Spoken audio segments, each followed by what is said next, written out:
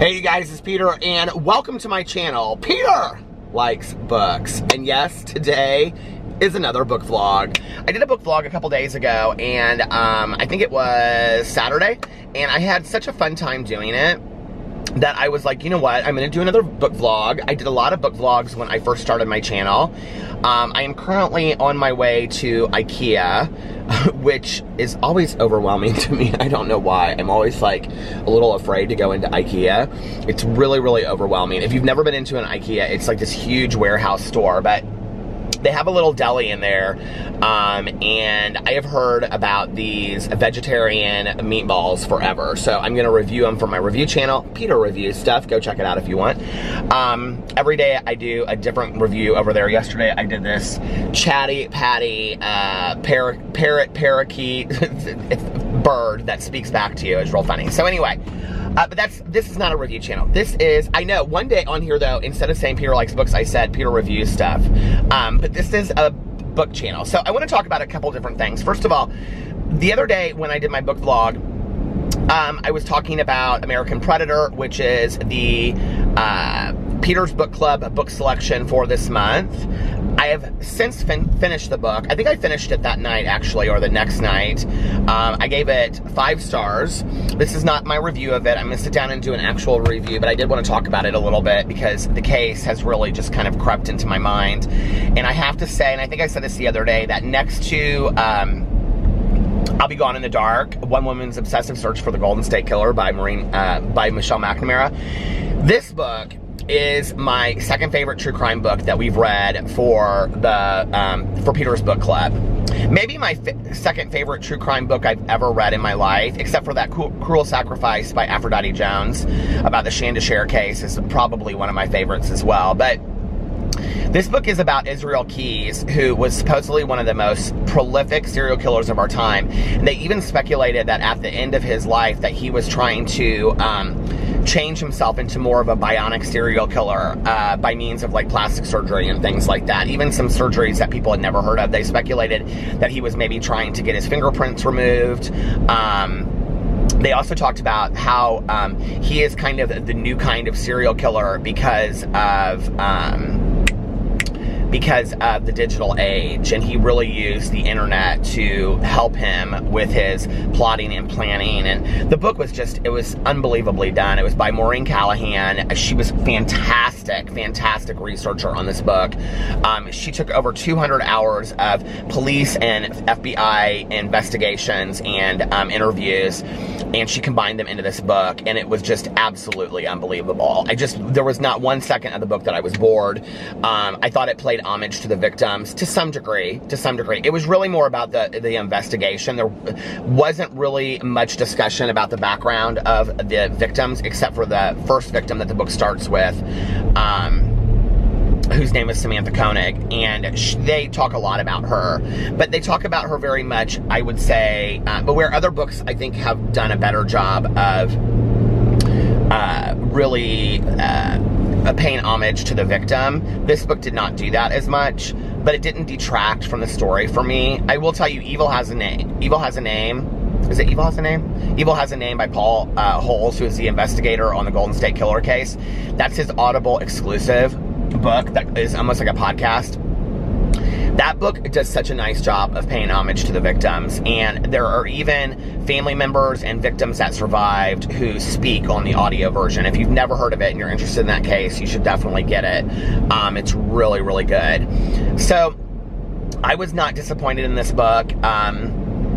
I've really been looking a lot into this case. There's a lot of podcasts out there, so if you guys know of some really good podcasts about it, Mel, who is my co-partner for the book club, go follow Mel. GingerGonzoReads, that's her Instagram, it's listed below. It's her Bookstagram, and she has given me some podcasts to listen to, and we are plotting and planning our book for September. We actually have a couple different books that we're thinking about possibly reading. So we had picked one, and then I found another one, and then I have actually another suggestion. So we're gonna have to, it's gonna be, if you guys have some suggestions for what you'd like to read, either go over to the thread or link it below. And people ask all the time, how do you join the book club?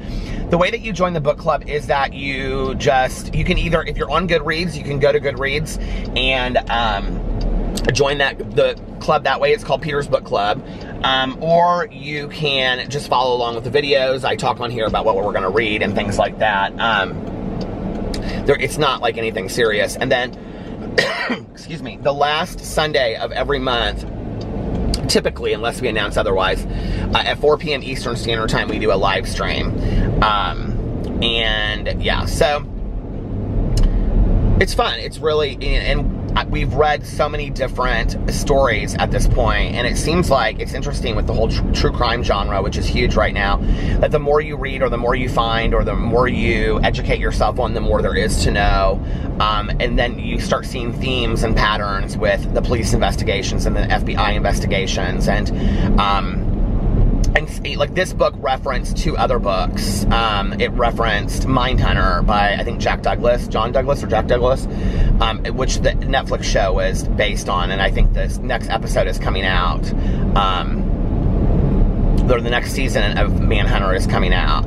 Mindhunter. I had a hard time getting into that book, or getting into that TV show. I just really had a hard time getting into that. And then, let's see. I also would like to talk about, the fact. I also did a video talking about how my supermarket reads for August is Void Moon by Michael Connelly. I just found it at Amazon, or not Amazon. I was going to get it on Amazon if I couldn't find it anywhere else. I went to Barnes & Noble and they had it, so I bought it there. And I'm going to be taking that to Las Vegas with me. We're going to Las Vegas for our anniversary, our wedding anniversary. We got married in Las Vegas, Nevada. It will be 8 years that we are married this year and 11 years together. Our wedding anniversary is on the date that we had our very first date. So my husband, when we picked a wedding date, he was like, we're going to pick it the same day because I know how you are and you're going to want to celebrate like 6 different anniversaries, which you would have been right. So, oh my gosh, the traffic to IKEA is crazy. And I know it's not because of IKEA. IKEA, I see ya. I don't, not yet. But anyway, so we are going to Las Vegas, and I wanted to have a really good book to read by the pool. This is a reread for me, but I haven't read it, and it's been, I don't know, 20 years since I've read this book, so I'm excited. I don't really remember a whole lot about it. When I was reading the back of it, I did remember it was about a female, like, con artist, but when I was reading the back of it, I remembered a little bit more, but it was about this girl named Cassie, or this woman named Cassie, who's like a con artist. And she is coming back from LA to Las Vegas. It takes place in Las Vegas, which is why I picked it. So the book is easily available. You can find it on Audible. You can find it in libraries. You can find it on Amazon.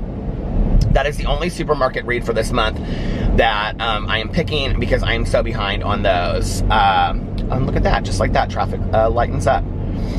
And then I wanted to talk about, I might have to go down and then come back a little bit. Do it for the vlog.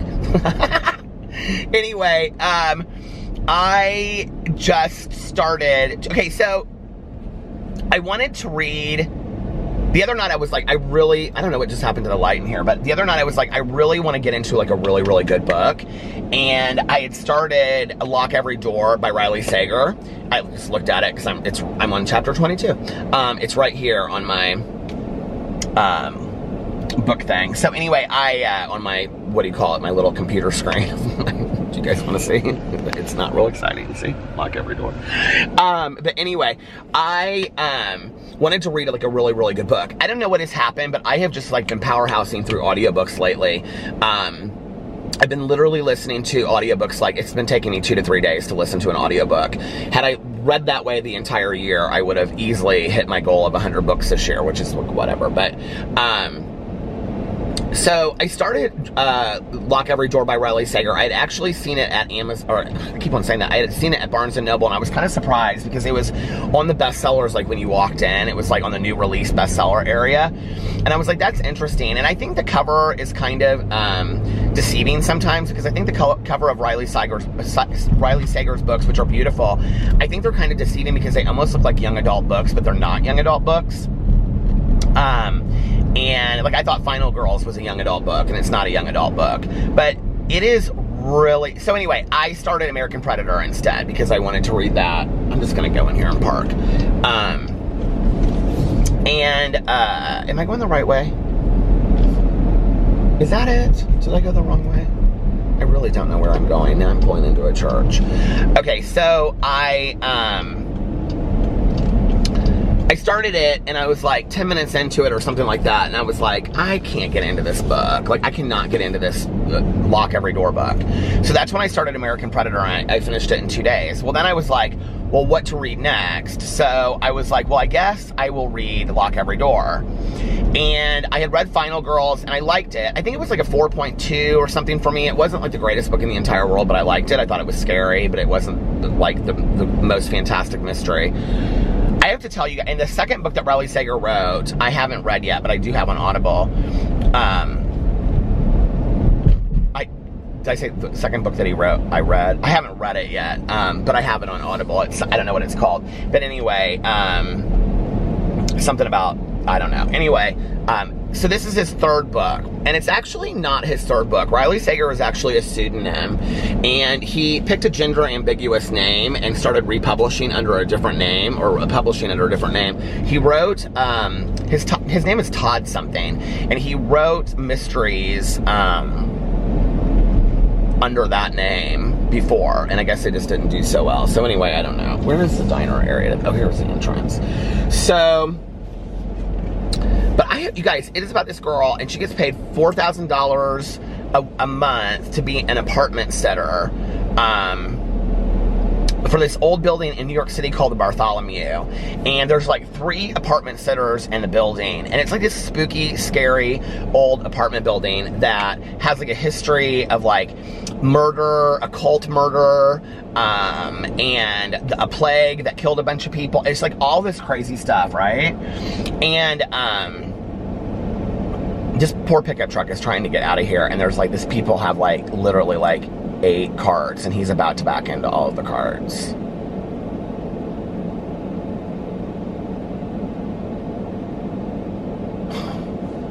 That's why I'm happy that I don't have a huge car like that. But anyway, let me just show you. This is, look at this. It's like, could they move their carts for 2 seconds to help this dude out? Like, seriously? I feel like so bad for him. It's like, give the poor guy a break. Anyway, so here, let's look at these cars as we drive by here that they couldn't like even move for 2 seconds. Okay. And then this other apartment sitter she befriends goes missing, and so like, and then it's of course her trying to find out where this girl is and all this kind of stuff. Okay, I have to say, I cannot stop listening to this book. I really, really like it. But at the same time, the main character is so stupid that it drives me crazy. And do you ever read a book like that where you're just like, this main character is so stupid? Like, it's... Like, for me, okay, in all honesty, if I was getting... And she's there for 3 months. She's getting paid $12,000. $12,000 to live in this luxury apartment for 3 months. Shut your mouth, close your eyes, and just do what you're told, okay? Of course, there would be no book if that were the case. Where should I park? I'm just going to park over here. There would be no book if that were the case.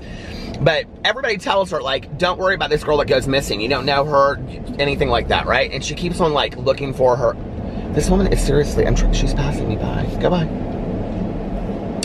So she, but of course she's like, oh, no. Because she has a sister that went missing. And so she's like, if nobody else is going to look for her, I'm going to look for her. And to this girl that went missing. And so that's what it's about. She's trying to find this girl. And it's actually really, really interesting, and it's really good. But, yeah, so far, I'd give it like 4 stars. There's I wouldn't say, I scale books so high, I rate books so high, but there's nothing that's like any like profound learning experience from it or anything like that. But it is really, really good. I mean, it is really, really good. So anyway, that's what I've been reading right now. Camino Island, by John Grisham. Like, I read a page or 2, like, when I sit outside, but we've had rain the last couple days, so I haven't had a chance to sit outside. And when I'm inside, my husband's watching one of his 15,000 reality shows. So I'm either watching The Real Housewives of Orange County, or Are You the One on MTV, or what else does he watch? Watch What Happens Live with Andy Cohen, or, I mean, you know, he watches every reality show in the entire world. What's the other one that he watches? Oh, X on the Beach. He loves that one. So it's hard to sit inside and read a serious book, you know, and, well, not a serious book, but you know what I'm saying. Anyway, And my husband, I just want to say this for Liam Moriarty lovers, he did not read Big Little Lies, but I did, and it was one of my favorite books of the year that I read it, which I think was 2 years ago. I read it when we were in Mexico. And then we watched the movie on HBO, which was equally as good. But my husband just finished the second season. He literally watched it in a day and a half. And he said it was really good. And I said, did it stay true to season 1? And he said, yes, absolutely. And he said it was just as good. So, yeah, there's that. So anyway, I hope you guys are having a great day. I'm going to get off here. There's a little bit of a book vlog for you, a little update on what's going on. And I love you guys, and I will see you later. Bye.